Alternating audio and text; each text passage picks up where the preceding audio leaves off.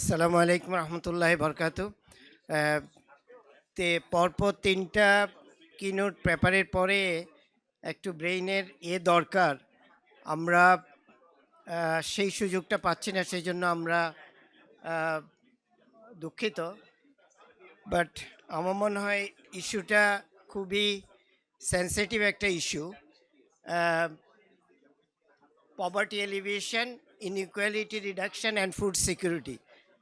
জি, আমরা যদি প্রথমে আমাদের দেশের পভার্টির আগে আমাদের গ্লোবাল পভার্টি সিচুয়েশনটা যদি দেখি, সেটা হচ্ছে যে আমাদের গ্লোবালি এখন প্রতি 10 জনে একজন হচ্ছে poor, specifically extreme poor. But over the আমরা যদি লং টার্ম একটা হিস্ট্রি যদি দেখি পভার্টির, তাহলে দেখব যে সবচেয়ে বেশি ভালো করেছে আমাদের ইস্ট এশিয়া অ্যান্ড প্যাসিফিক রিজনের। একটা শার্প ডিক্লাইন হয়ে গেছে।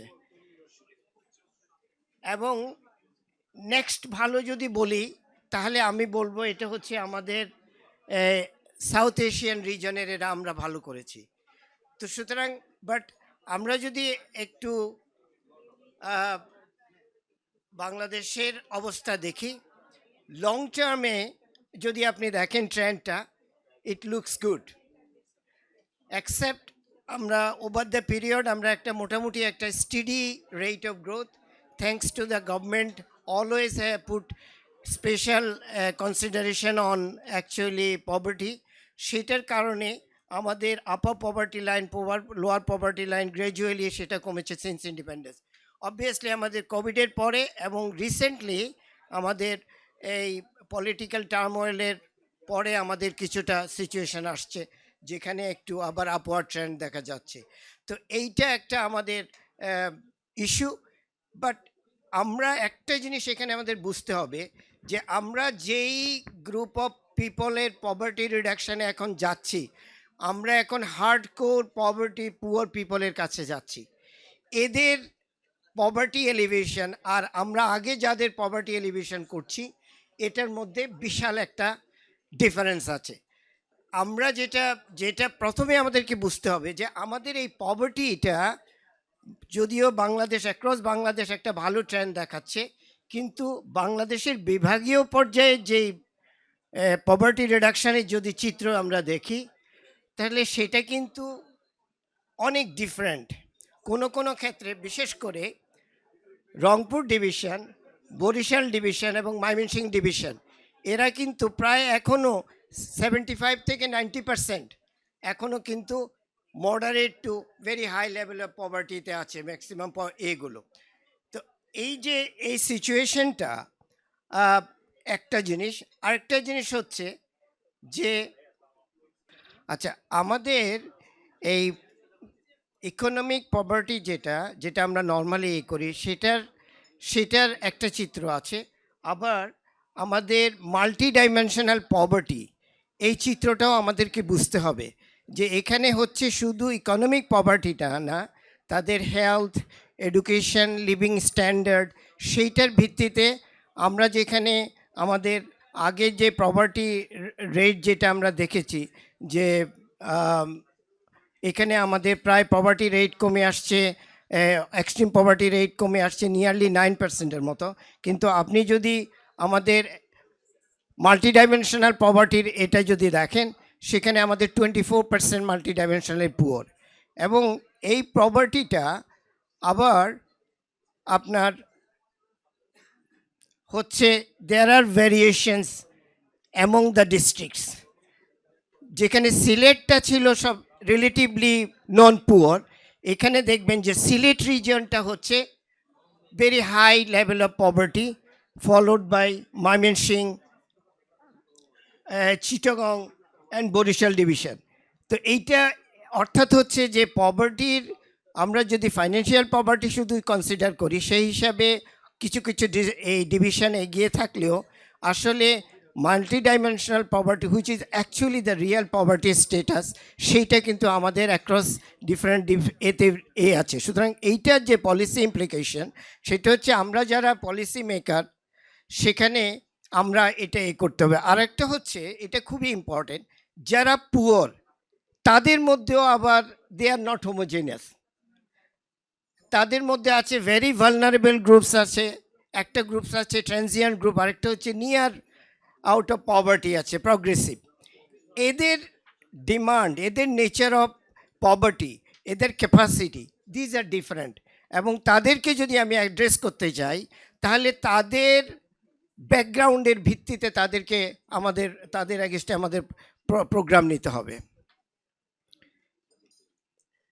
তাদের ক্যাপাসিটিগুলা, specially the human, physical, financial, social capital, natural capital যেগুলো আছে, এটার মধ্যে বিরাট ডিফারেন্স আছে অ্যাক্রস দ্য কিন্তু যেটা আমাদের কাজের অভিজ্ঞতায় পিকে আসবে সেখানে দেখছি যে আমরা হিউম্যান ক্যাপিটাল, ফিজিক্যাল ক্যাপিটাল এবং ফাইন্যান্সিয়াল ক্যাপিটাল এগুলো খুব তাড়াতাড়ি রেজ করা যায়, কিন্তু যেটা সোশ্যাল ক্যাপিটাল এবং ন্যাচারাল ক্যাপিটাল এইখানে একটা লং টার্ম প্রোগ্রামের দরকার হয়। সুতরাং আমাদেরকে যখন পভার্টি এলিভেশনের কথা বলবো এই জিনিসগুলো আমাদেরকে মাথায় রাখতে হবে।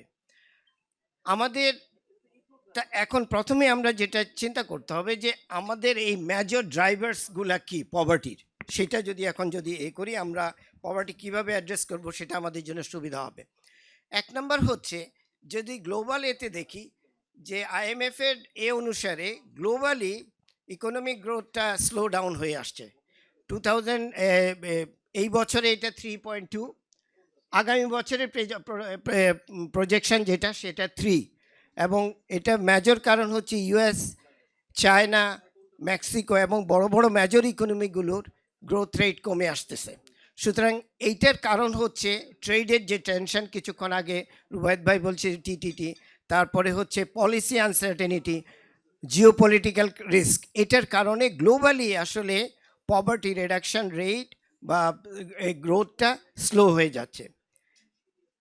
এটার প্রভাব আমাদের মতো ডেভেলপিং কান্ট্রিগুলোতে যেটা পড়ছে, বিশেষ করে লো ইনকাম কান্ট্রি, আমাদের হচ্ছে হাইলি ইনডেটেড হয়ে যাচ্ছি, আমাদের ইন্টারেস্ট রেট হাই হয়ে যাচ্ছে, ডিক্লাইনিং ডোনার সাপোর্ট।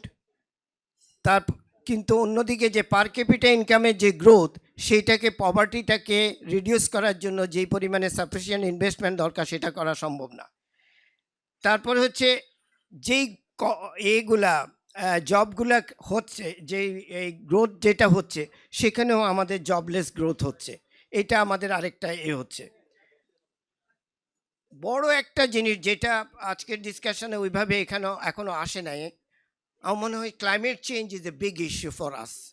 আমাদের 80% যেই মাল্টি ডাইমেনশনালি পুয়ার যেটা আছে, তারা এই যেগুলা ক্লাইমেটিক্যালি মোস্ট ভালনারেবল এলাকায়, সেখানে হিট আছে, ড্রাউট আছে, ফ্লাড আছে, স্যালিনিটি আছে, এয়ার পলিউশন আছে, এই এলাকার থেকে আসতেছে।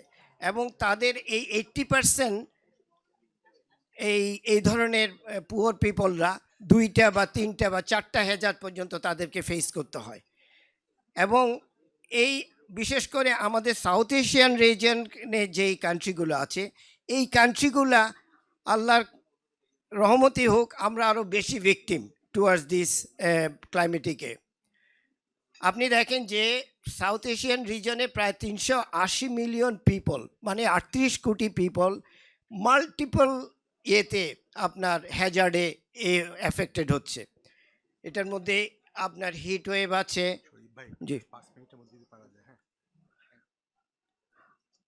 তারপরে হচ্ছে আমাদের যেমন ধরেন ইনইকুয়ালিটি যেটা বাড়তেছে, যে আমরা শুরু করেছিলাম ভালোই, মাঝখানে বেড়ে আবার একটু কমে গেছিল, আবার রিসেন্টলি এটা কিন্তু আবার বাড়তেছে। রিসেন্ট যে ডাটাটা আসছে সেখানে দেখা যাচ্ছে যে ইনফ্লেশন রেট আমাদের যে ওয়েজ গ্রোথ রেটের চেয়ে অনেক বেশি। এর ফলে হচ্ছে কি যে আমাদের যারা poor people, they are becoming, তাদের ইনকাম আসলে ইরোশন হচ্ছে, তাদের আয় যতটুকু হচ্ছে তার চেয়ে বেশি ব্যয় হচ্ছে। এইটা একটা বড় আমাদের আরেকটা ড্রাইভার। আমাদের যেটা হচ্ছে যে ইকোনমিক এবং স্ট্রাকচারাল ফ্যাক্টর যেগুলো আছে, যে এক নম্বর হচ্ছে আনইকুয়াল অ্যাক্সেস টু অপরচুনিটি। যেমন আমাদের একটু আগে বলতেছিলেন অ্যাক্সেস টু বিভিন্ন ফ্যাসিলিটিস যেগুলো, কিন্তু এডুকেশন, লো ওয়েজ জবস এবং অপরচুনিটি ফর স্কিল ডেভেলপমেন্ট, এটা আসলে ইকোনমিক্যালি আরও কমে আসতেছে, ফাইন্যান্সিয়াল অ্যাক্সেস কমে আসতেছে, করাপশান, লেক অফ গভর্নেন্স, এগুলো তো আপনার বলার নাই, লো পাবলিক স্পেন্ডিং, এগুলো আমাদেরকে ভীষণভাবে এক্সপেক্ট করছে, jobless growth, inflation, taxation, low wages, এগুলো সবগুলো আমাদের একে অ্যাফেক্ট করছে। আমাদের বড় একটা জিনিস আমি যেটা বলতেছি, poverty elevation is a political process, এইটা আপনাদেরকে বুঝতে হবে। যদি পলিটিক্যাল উইল না থাকে তাহলে এটা হবে না। আমাদের মতো আমাদের দেশে এই ব্র্যাক, পিকেএসএফ বলেন, আমাদের এনজিও সেক্টর বলেন, গভর্নমেন্ট সেক্টর বলেন, আমাদের ডিফারেন্ট পভার্টি মডেল সারা দুনিয়ায় পভার্টি এলিভেশন করে বেড়াচ্ছে, কিন্তু আমাদের দেশের পভার্টি এলিভেশন হচ্ছে না, because we do not have actually committed government program, political system, যেটা আমাদেরকে এই state sponsored support for the elite, systemic corruption, weak governance, তারপরে monopolized political space এবং লিমিটেড ডেমোক্রেটিক প্রোগ্রেস, এই জিনিসগুলো যদি অ্যাড্রেস না করেন, দিজ আর স্ট্রাকচারাল, এই স্ট্রাকচারাল চেঞ্জ যদি না করতে পারি, আমাদের দেশে পভার্টি এলিভেশন আসলে কবে হবে আল্লাহ জানে। সোশিও কালচারাল যেটা সকালবেলা একটু বলে আসছিলেন আমার এক বোন, যে জেন্ডার আনইকুয়ালিটি, আরবান রুরালের মধ্যে বিশাল একটা গ্যাপ। তারপরে হচ্ছে যে আমাদের হেলথ সিস্টেমে একটা মানুষকে, আমাদের যেই সিস্টেম আছে সেখানে হচ্ছে এত এক্সপেন্সিভ হেলথ সিস্টেম, এক্সপেন্ডিচার আমাদের দেশে, এইটা খুবই গরিবদেরকে একেবারে নিঃস্ব করে দেয়, ইভেন অনেক মধ্যবিত্তকেও নিঃস্ব করে দেয়। ডিজিটাল ডিভাইড, যেটা যে আমরা আমাদের এখানে ইন্টারনেট অ্যাক্সেস টু ডিজিটাল, এটা মূলত হচ্ছে শহর কেন্দ্রিক, আমাদের ওইভাবে ওরকমই হচ্ছে না। ইনএডুকেট সোশ্যাল প্রোটেকশন সিস্টেম, যেটা তো আছেই। আমরা এই যেগুলো পজিটিভ যেই কাজগুলো হচ্ছে দেশে, যে অবভিয়াসলি বিশাল একটা অ্যামাউন্টের রেমিটেন্স আসতেছে, আমাদের বিশাল একটা মাইক্রো ফাইন্যান্স সেক্টর আছে, রেডিমেড গার্মেন্টস আসছে, এগ্রিকালচারাল গ্রোথ হচ্ছে, সোশ্যাল সেফটি নেট আছে, all this are positively contributing to the poverty alleviation. কিন্তু একটা জিনিসকে আমরা অনেক সময় খেয়াল করি না, সেটা হচ্ছে ইন্টারজেনারেশনাল পভার্টি। সেটা হচ্ছে যে আন্ডারনারিশ যখনই কোনো বাচ্চা থাকে, সেইটার কস্ট, ফর এক্সাম্পল যে কস্ট অফ স্টান্টিং হচ্ছে অ্যাপ্রক্সিমেটলি 7% জিডিপিতে, 5 to 7%, হিউজ কস্ট এটা। এইটাকে আমরা যদি আন্ডার নিউট্রিশনটাকে যদি না করি, আমাদের দেশের পশ্চিম অংশের তুলনায় পূর্বের অংশের মানুষরা ধনী, পশ্চিম অংশের অর্থাৎ যমুনার পশ্চিম অংশের এরা হচ্ছে রিলেটিভলি মোর পুয়ার। তো এইটা হচ্ছে আপনার, আমরা যদি এই এটা করি যে ফুড সেফটির ইস্যু যদি আমরা বলি, বাংলাদেশকে আমরা যদি ভাগ করি, আমাদের ফুড সেফটি ইস্যুতে 5টা ফেজে আছে, থ্যাঙ্কস টু আল্লাহ, যে আমাদের এই ফেজ 5 ক্যাটাস্ট্রফিক সিচুয়েশন নাই। কিন্তু আমাদের রোহিঙ্গা পপুলেশনের কারণে ফেজ 4 আমাদের এই ফুড ইনসিকিউরিটি আছে। কিন্তু মূলত হচ্ছে আমাদের ফেজ 3 এবং ফেজ 2 টাইপ অফ আমাদের ফুড ইনসিকিউরিটি, এইটা আমাদের, কিন্তু আমাদের মেজরিটি অংশ আমাদের ফুড সিকিউরড বলা যেতে পারে। আমাদের দেশের আপনি দেখেন যে প্রায় 12% হচ্ছে আন্ডারনারিশড, প্রায় 24%-এর মতো হচ্ছে স্টান্টেড, আর 11% হচ্ছে আমাদের এই ওয়েস্টেড, এবং প্রায় 3% চাল তাদের সেকেন্ড বার্থ, থার্ড বার্থ আসার আগেই তারা মারা যায়। তো এইটা এইগুলো করে যে গ্লোবাল হাঙ্গার ইন্ডেক্স যেটা হচ্ছে, সেখানে আমাদের পজিশন, আমাদের স্কোর হচ্ছে 19.4 আউট অফ 127টা দেশের মধ্যে আমাদের পজিশন হচ্ছে 84। আমরা বাংলাদেশকে বলি যে আমরা ফুড সাফিসিয়েন্ট দেশ, আসলে এটা ঠিক নয়। বাংলাদেশের অ্যাফিও ডাটা অনুসারে Bangladesh ranked 3rd among the food importing countries. আমাদের 2010 সালে যেখানে 9.3 আসতো, এখন 2022 সালে আমাদের 11.2% অফ দ্য টোটাল ফুড আমাদেরকে ইম্পোর্ট করে আনতে হয়। সেটা রাইস আছে, হুইট আছে, এডিবল অয়েল আছে বিভিন্ন এতে। জি, প্রায় শেষ। আমাদের পার ক্যাপিটা ক্যালোরি কনজাম্পশন দেখেন আমাদের সাউথ এশিয়ার তুলনায় অনেক কম। আমাদের 2393 হচ্ছে ক্যালোরি আমরা খাই, আর সাউথ এশিয়ান রিজিয়নে হচ্ছে 2816 ক্যালোরিজ, আর গ্লোবাল হচ্ছে 2978 ক্যালোরি। সুতরাং সব দিক থেকে আমরা কিন্তু এটা হয়েছে এগ্রিকালচারাল প্রোডাকশানটা আমরা খালি প্রোডাকশানের উপরে করি, আমাদের টেকনোলজি এবং পুরো ভ্যালু চেইনটার উপরে আমরা কাজ করি না। আমরা যেভাবে ন্যাচারাল একে করছি, এখন এগুলোর অনেকগুলো ড্রাইভার আছে যে ফুড ইনসিকিউরিটির জন্য, যে high food price, economic shocks, climatic shocks, এগুলোর ফলে এটা হচ্ছে। কিন্তু যে জিনিসটা একটু আমি একটু হাইলাইট করতে চাই যে আমরা যেই খাবার খাই তার মধ্যে আমাদের দেখা যাচ্ছে গ্রেইনটা রিলেটিভলি আমরা মোটামুটি ফুলফিল করি। আমাদের ফ্রুটস বলেন, ভেজিটেবল বলেন, লিগিউম বলেন, নাটস বলেন, আমাদের যদি এই ফিশ বলেন, ডেইরি বলেন, রেড মিট বলেন, প্রত্যেকটা যা রিকোয়ারমেন্ট তার চেয়ে অনেক কম। সুতরাং এইখানে আমাদের বিরাট ফুড সিকিউরিটির খালি ক্যালোরি হিসাব করলে হবে না, the quality of the food is also very low. সুতরাং এখানে আমাদের কাজ করতে হবে।